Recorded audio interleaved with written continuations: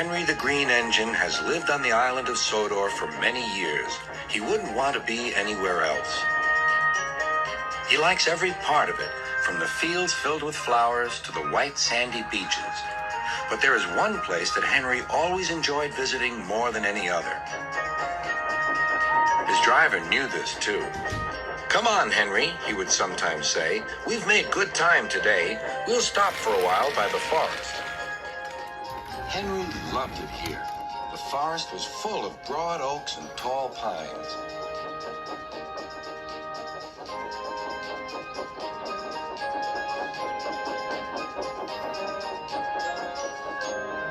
Henry could remember the day long ago when he and Toby brought some new trees to be planted, and Terence and Trevor helped haul them into place. Now he could see the trees growing amongst the others on the hillside. Henry always felt better for being here. He couldn't really explain why, but his driver understood. "It's peaceful," he said to Henry. But one night, everything changed.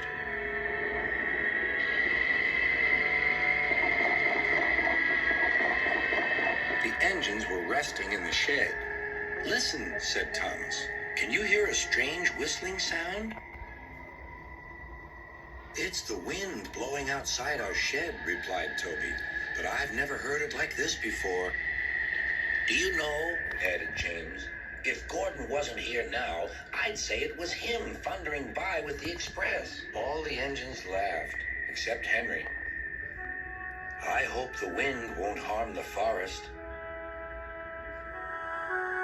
By morning, the fierce winds had gone, but the damage was done. Henry's driver came to see him in the yard. "Trees have fallen on the line," he said. "We must help clear the tracks." Donald set off with the breakdown train, and Henry followed. Trees lay everywhere. The hillside now looked so bare. Henry felt sad. "What will happen to all the animals who live here?" he thought.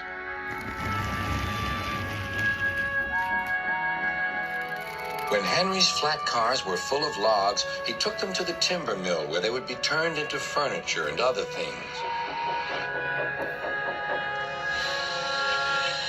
Henry was glad the wood was being put to good use, but he was still sorry to lose part of his forest.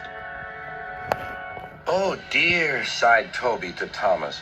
"I wish there was something we could do to make things better again." "Yes, indeed," replied Thomas. "But what? We can't mend broken trees." "Hello, Toby," said Sir Topham Hatt. "You do look glum." "I'm sad about the trees," said Toby. "And so is Henry. The forest is a special place to him. Now some of it is gone." "We'll soon put that right," replied Sir Topham Hatt. "I have an important job for you, Toby. I would like you to take some freight cars to the forest." When the freight cars arrived, Toby was delighted. They were full of splendid young trees all ready for planting. "This is the best job I've ever had," said Toby happily. When Henry returned, he was most surprised. There were Terence and Trevor busily helping the workmen clear the torn stumps and branches. "Look, Henry," called Terence, "we're beginning again. The hillside will look better than ever before. You will see." Now, whenever Henry stops by the forest, he can see the new trees growing strong and tall. Sometimes everywhere is very quiet, and at other times Henry can hear leaves rustling or a bird's wing brushing the air. Often he can hear the distant sound of children laughing, and always he is happy here.